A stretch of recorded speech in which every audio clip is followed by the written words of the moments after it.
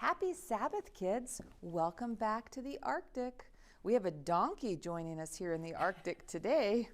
I'm not sure why, but I bet teacher Kathy will tell us when she tells our Bible story.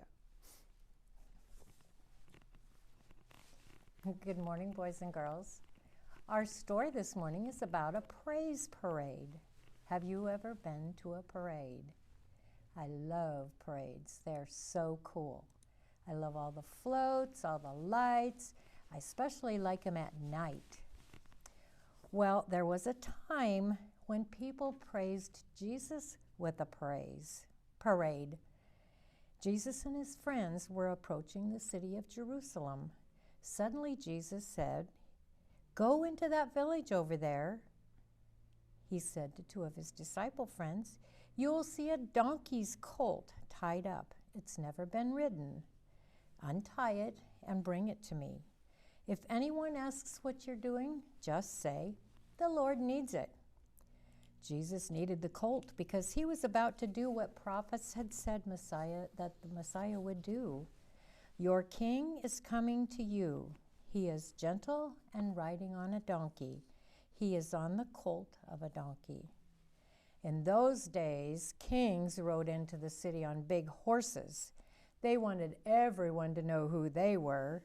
They wanted everybody to be afraid of them. Jesus entered the city on a little donkey. He didn't want people to be afraid of him. The disciples knew that something special was going to happen, so they hurried into the city, and sure enough, right where Jesus said, there was a donkey colt. So they untied it. And the owner says, "Why are you untying that donkey?" And they said, "The Lord needs it. He'll bring it back."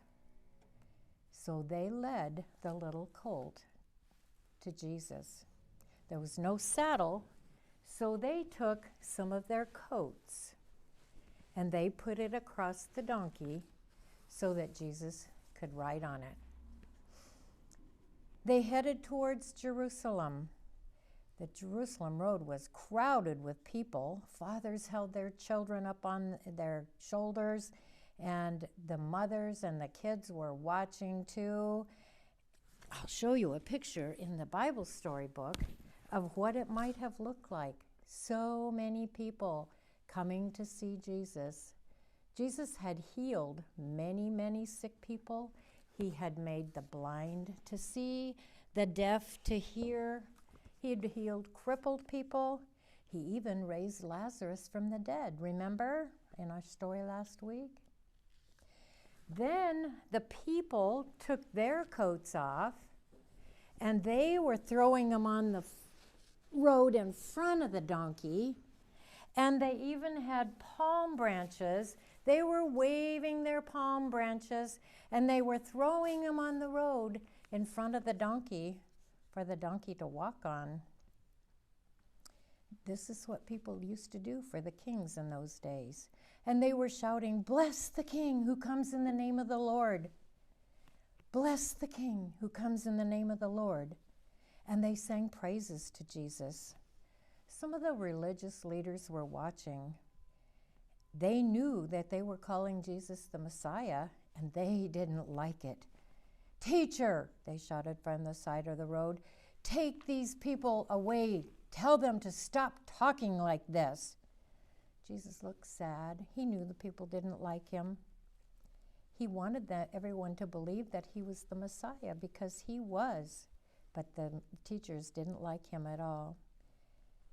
It was time for everyone to know that Jesus was the Messiah. Do you have anything that you would like to praise Jesus for? Let me tell you a couple of my things.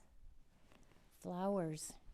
We don't have many flowers blooming yet, but there's a couple here, and spring is coming, and there's going to be lots of flowers, and I have lots of flowers in my yard, and I can't wait for them all to be blooming. Another thing that I love is birds, especially this kind of a bird. Anyone guess what this is? Yep, it's a hummingbird. And I have had a hummingbird, 2 hummingbirds, all winter long in my yard. And I have all the feeders out for them because I don't have any flowers. And they come and eat and eat. And you know what I saw a couple mornings ago? I looked out my window and there was a hummer taking a bath in my bird bath. Have you ever seen a hummer take a bath? It was so cool. Another thing I love is butterflies. When the butterflies start hatching and they're flying around the yard, it means spring is here and summer is coming, and I love it. And I want to praise Jesus for all those things. But you know what my most favorite thing is in the whole world? And I tell Jesus thank you every day, is for my family. I love my family. My family is my world. Is there anything that you love and want to praise Jesus for? Take a look around today. Tell your mom or your dad, or tell Jesus. Next week, we're going to have a special story where it's going to be about a special supper. Our memory verse today, though, is, "Blessed is the King who comes in the name of the Lord." Luke 19:38. It's kind of a long one. Can you say it with me? We'll go real slow. Blessed is the King who comes in the name of the Lord. Let's do that one more time. Blessed is the King who comes in the name of the Lord. See you next week for a special supper story. All right, kids, here we are in the Arctic, and we've learned about a place down on the bottom of the world called the Antarctic, haven't we? There's Antarctica down here, and there's a lot of snow, and there's frozen ice, and there's frozen water, and up at the top we have the Arctic. This is a lot of frozen water, but there's also a place up here at the top of the world called the Tundra, and it's a place where it's really cold, and there is some land, and it doesn't warm up very much during the year. The snow does melt a little bit in the summer, and some grass grows, and some little plants might grow. Come on over here and I'll show you some pictures of what the tundra looks like in the summertime.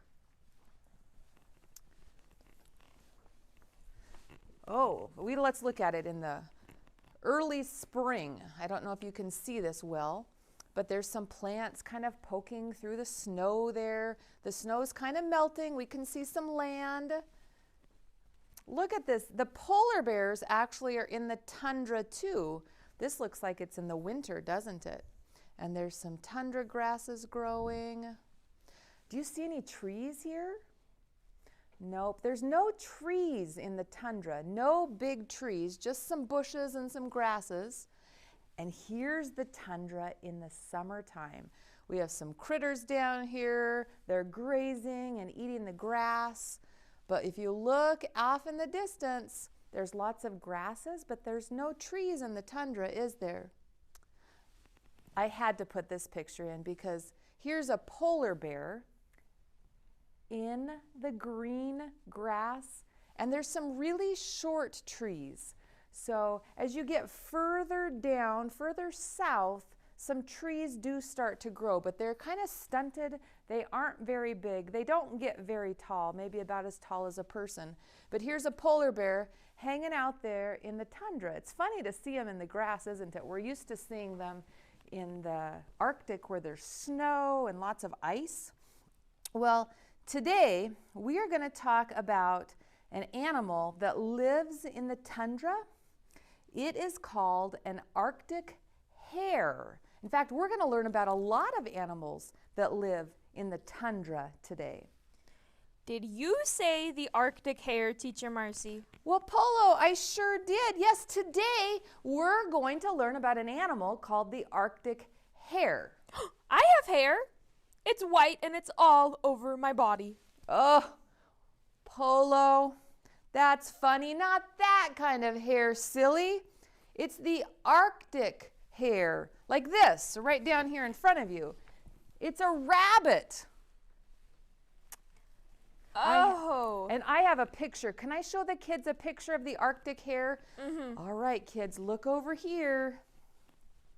This is an Arctic hare.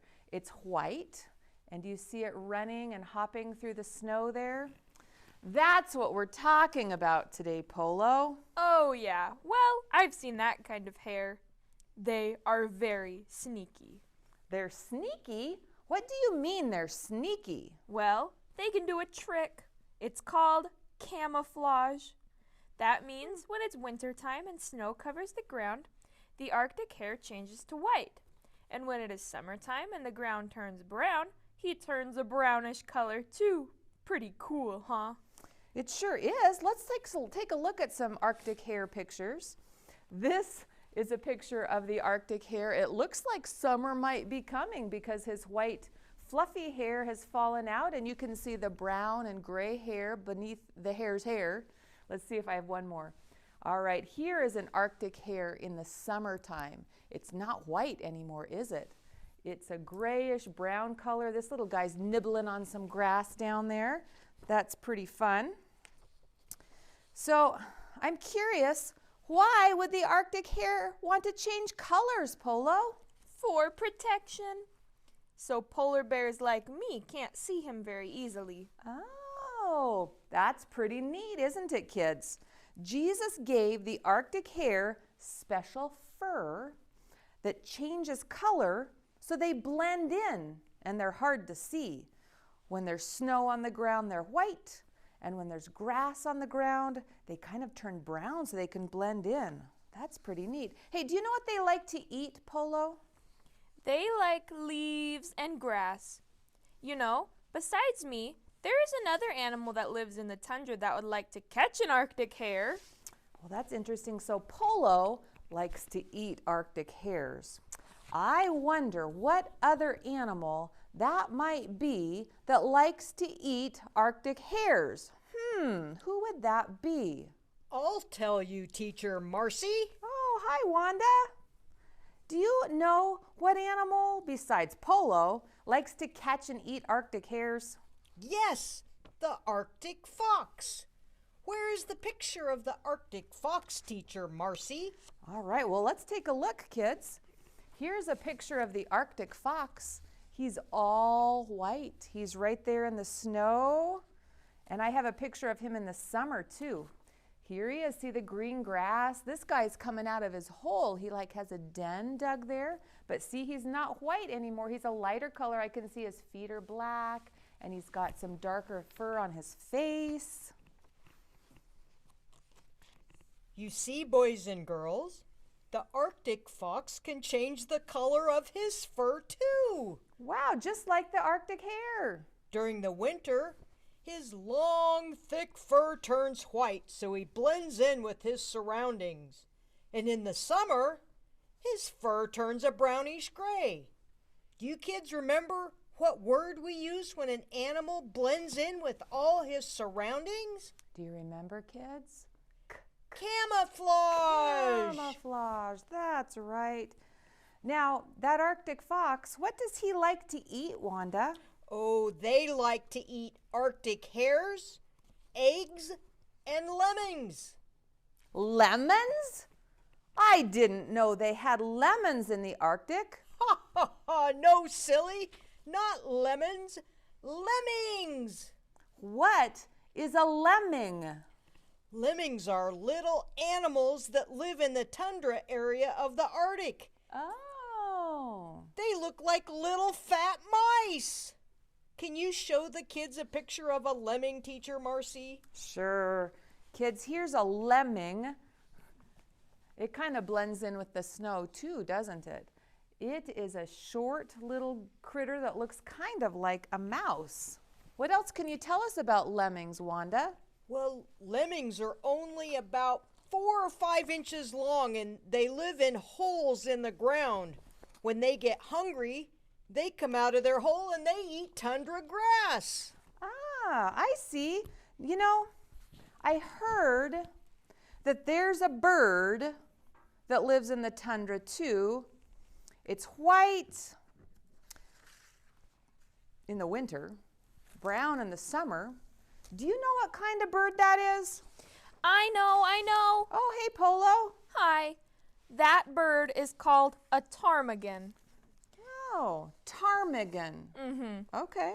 Ptarmigans are all white in the winter when it snows, but just like the Arctic hare and the Arctic fox, they change color in the summer. Can you show the kids some pictures of the ptarmigan? Sure. There sure are a lot of animals that change colors in the tundra, aren't there? Here's a picture of a ptarmigan, and I can tell that it's spring because of the flowers, and there's some grass. But here in the background, there's some rocks, and the ptarmigan is a dark color with some lighter brown. Let's see what he looks like. Oh, there he is. In the winter time, his feathers turn white, just like the Arctic hare and just like the Arctic fox. Interesting. If you take a close look at the ptarmigan's foot, you will see that it is covered in feathers. Wow, feathers on their feet? Most birds don't have feathers on their feet, but Jesus made the ptarmigan very special. The feathers on his feet help him to walk on the snow. Snow can be slippery, so feathers help the ptarmigan walk and not slip. Well, that makes sense. So where does the ptarmigan build his nest? There aren't very many trees in the tundra. That's right. There aren't any trees in the tundra, so they build their nest on the ground. Wow, that sounds kind of like a cold house. Hey kids, I have one more picture of another animal that lives in the tundra. Let's take a look at it. See this guy here? He's got big antlers on his head. This is called a reindeer. And a reindeer is about 4 feet tall up to its shoulder. And it has really large antlers. And you can't see in this picture, but they really do have big feet. His large hooves help him walk on the snow.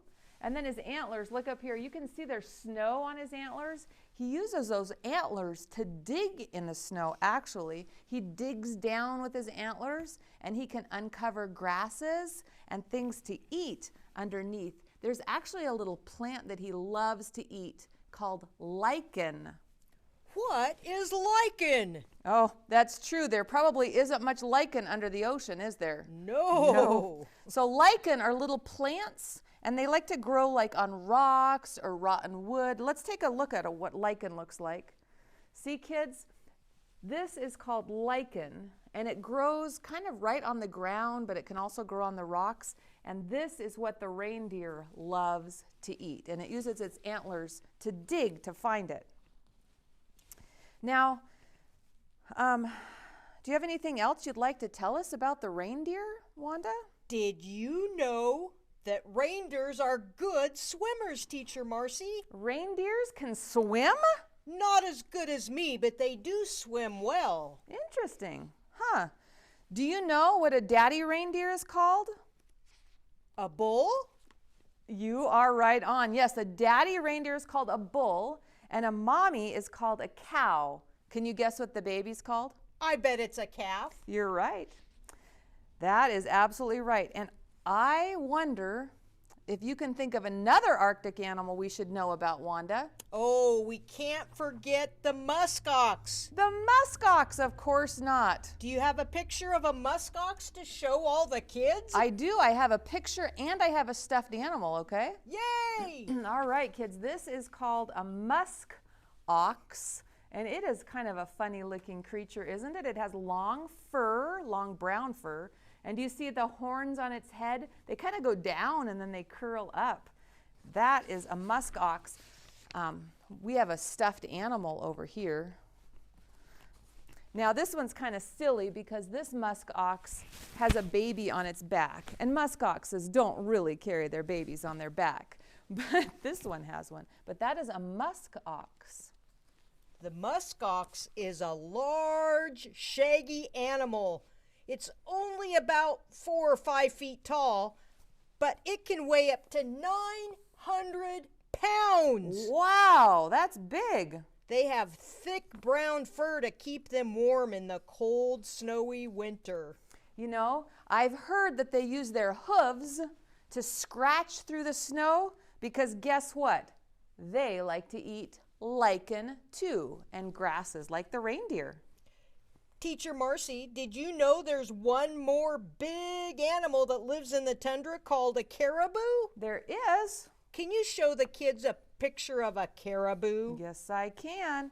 They look kind of like the reindeer, but they look a little bit different. This is a caribou. He has huge antlers, doesn't he?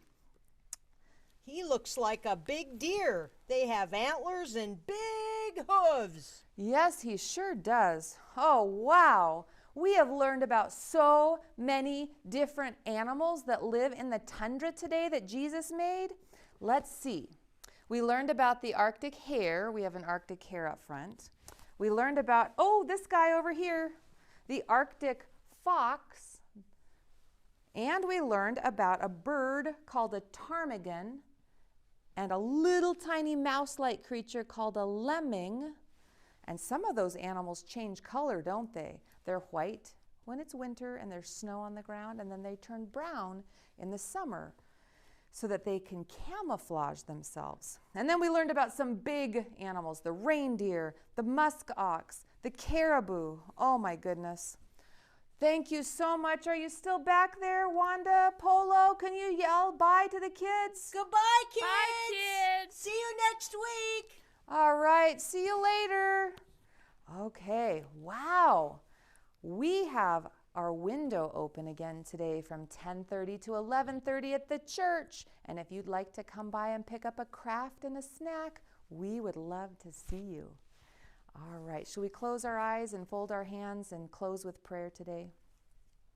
Dear Heavenly Father, we want to thank you. We want to praise you, just like our story about the praise parade.